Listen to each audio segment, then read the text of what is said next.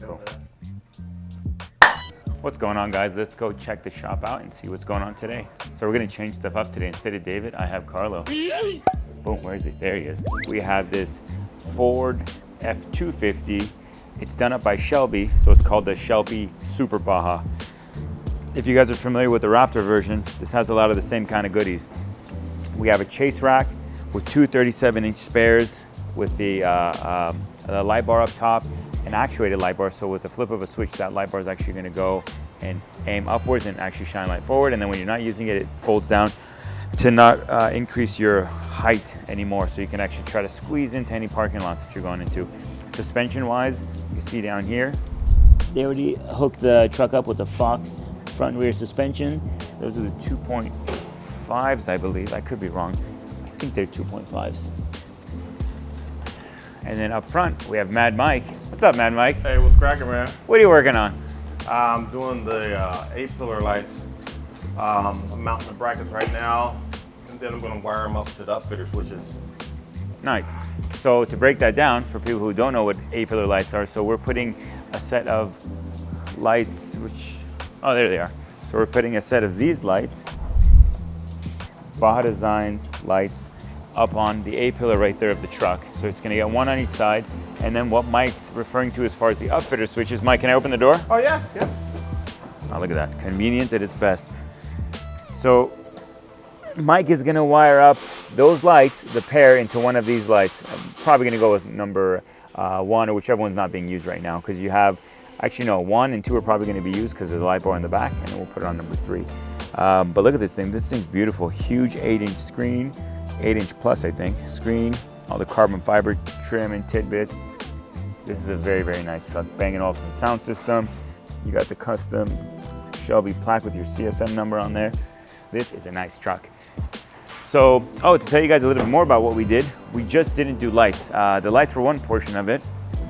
The customer wanted audio as well.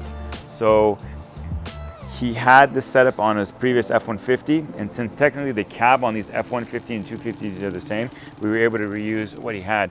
So we just reused what was in his previous truck, threw it in here. It's a full-length box that runs left to right, has 2 subs in, I believe it's 2 10-inch subs in it, and then we put the amplifiers in behind the seats where they traditionally go.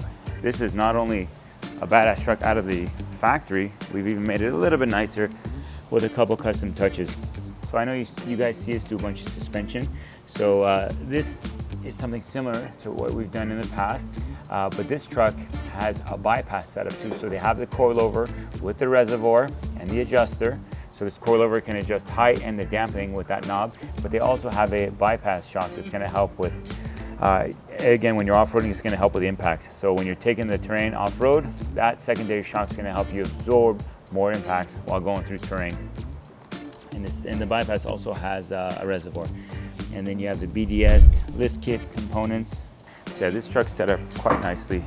You have another light bar up front on the Shelby bumper.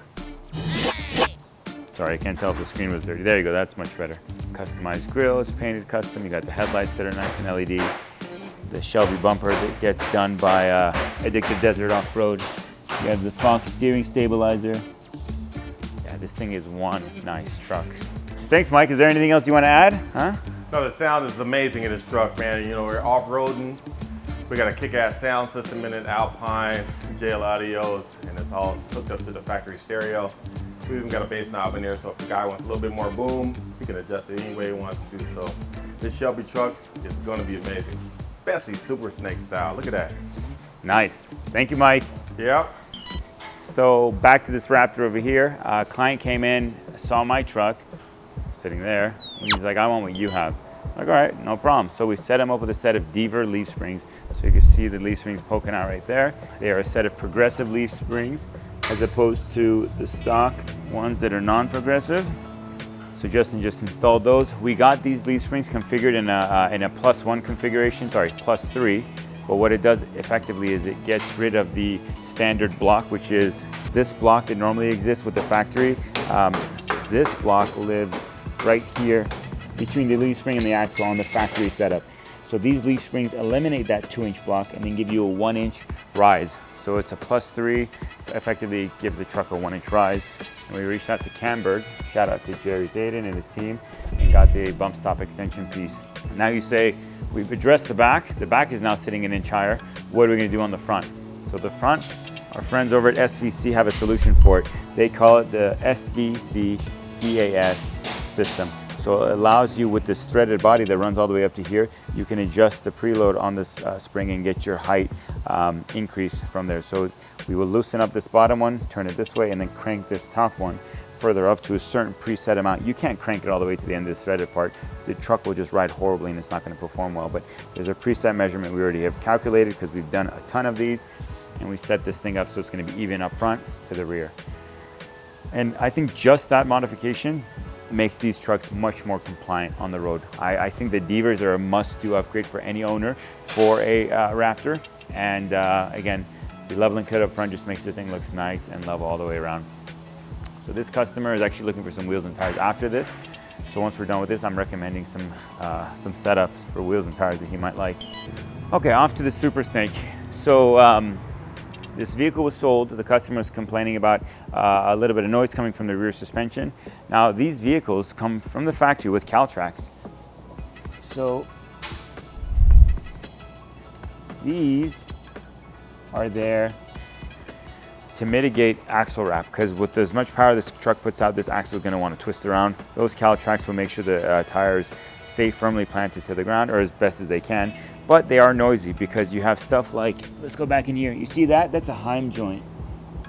So that is a metal on metal joint with some like Delaron or Teflon or whatever material that they use. Sorry, I don't know the exact name, but as opposed to like a rubber bushing that's on most vehicles, rubber is super quiet. So you're not going to hear as much of the squeaking and clanking, but there's a lot of deflection. On these Heim joints, very little deflection, more noise, and the service intervals are much more often. Especially if you off-road it. Not that you're going to off-road this truck, but when you use it, track it, or use it aggressively, those Heim joints will go bad sooner and they'll start clanking even worse. So right off the bat, owners have to know, if you do a Caltrax or anything with a Heim joint, my upper control arms are a Heim joint, you're going to get a noisier, clunkier ride. Two different ends of the spectrum between the truck that we just looked at, the Super Baja, and then this guy. Super Baja, you can fit 5+ people, well, 5 people at least, very comfortably, and tow a bunch of stuff. You could tow like a fifth wheel or probably what, 20, 25K behind it. This guy, it's just short bed, single cab, supercharged V8. It's rated for business. So completely different vehicles for two different, lifestyles, if you will, but nevertheless, still beautiful, beautiful trucks.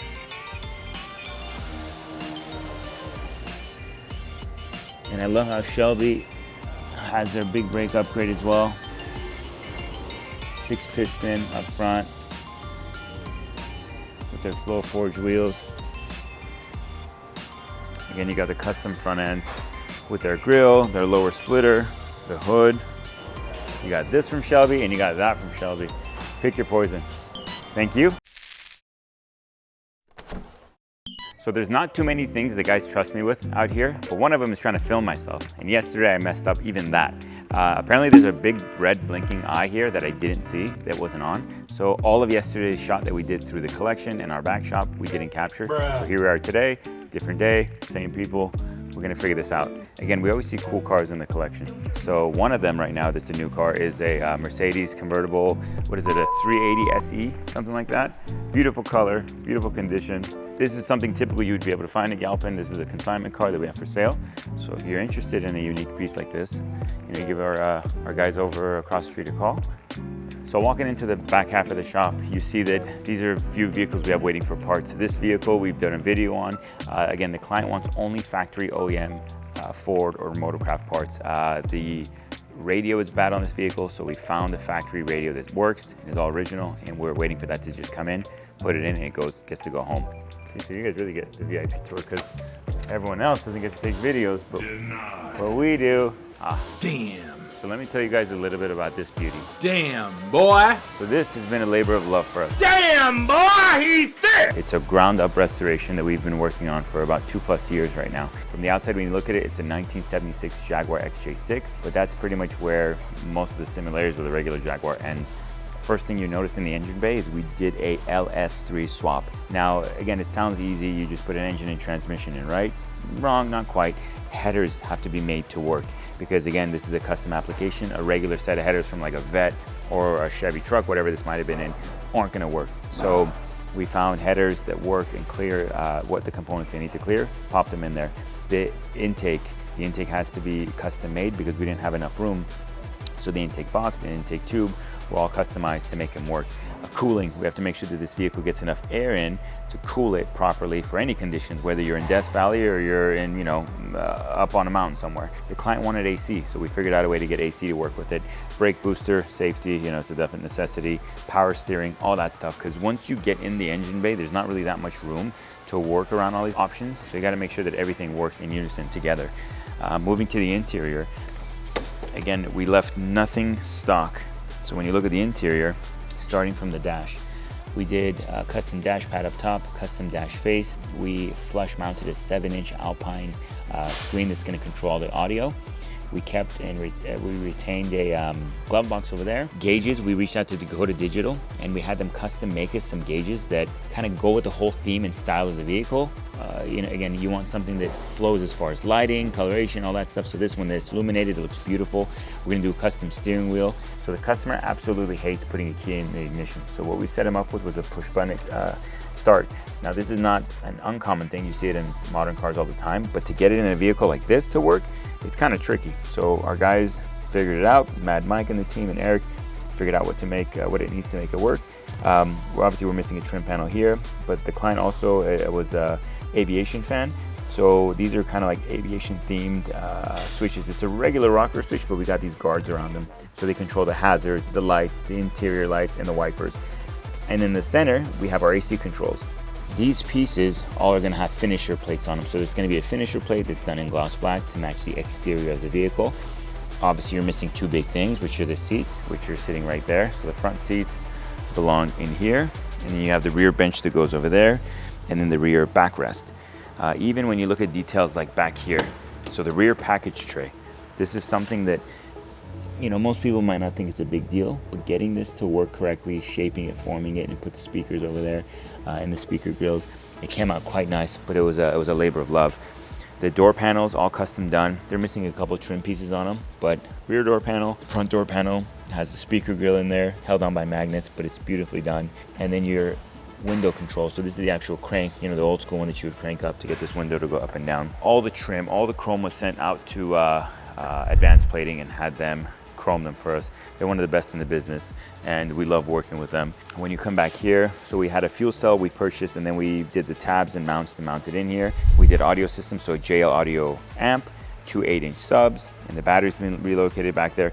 This is not gonna live in here. This is what we're testing some stuff. So that's a 12-volt power source that we're just testing. We're gonna finish up all the wiring. There's panels that go in here and clean all this up. So once you open it, it's very nicely done and furnished. And yeah, that's pretty much it. So you have the seats here, you have the trunk lid there. These are the panels that I was mentioning for the console, this, that. So that's what the gear shift is gonna be. So the park, reverse, neutral, drive, and then if they wanna toggle it with the manual mode, you have buttons there. That's something that's definitely needed. You know, we use the service manual to put the car back together to give us more information so we could do it thoroughly. But yeah, this is a vehicle that we're very proud of and we can't wait to get it back on the road. And it's super close. We're like 98% there, just a few odds and ends, and this thing is ready to hit the road. This was our shop walkthrough. I hope you guys enjoyed it. If you have any questions about this build or any of the other ones you see, comment below and we'll get back to you. Otherwise, we'll see you on the next one.